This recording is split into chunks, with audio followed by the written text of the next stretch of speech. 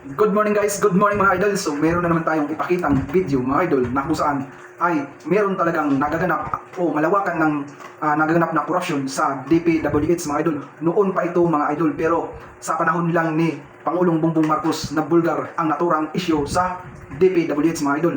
Ang video na ito mga idol ay makikita si former Senator Miriam Defensor mga idol na nanggagalaiti sa galit sa taga DPWH mga idol.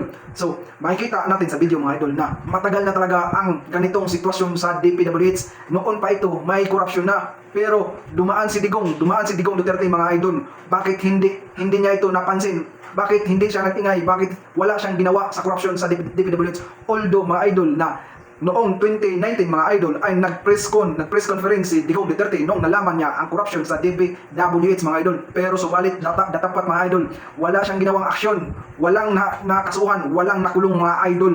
Ganon ka-inotil si Digong Duterte mga idol. Tapos yung mga Didimon supporters, proud pa na wala namang nagginawa tong puo nila.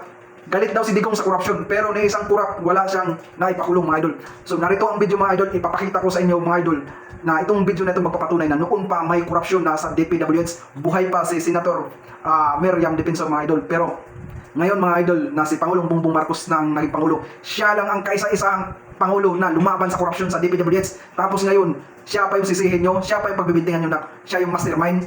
So itong Sino ang kasabot doon sa public works, itong tatlong construction firms na ito? Your Honor, to be frank, we have not identified.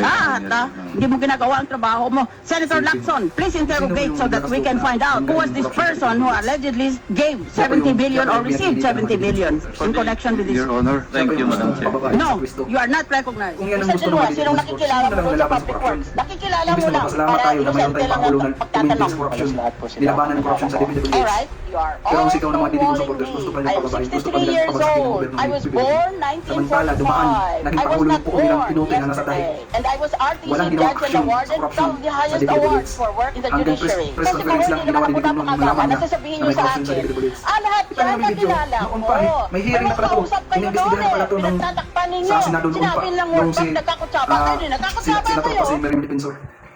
Tingnan mo kung gaano nanggagalaiti sa galit si Miriam Defensor sa korupsyon sa DPWH. Ganun kayo ay naku, mga Didimon supporters talaga. Hanggang ngayon, uto-uto pa rin kayo sa mga Duterte. Mga bubo at tanga pa rin talaga kayo. Aray ko!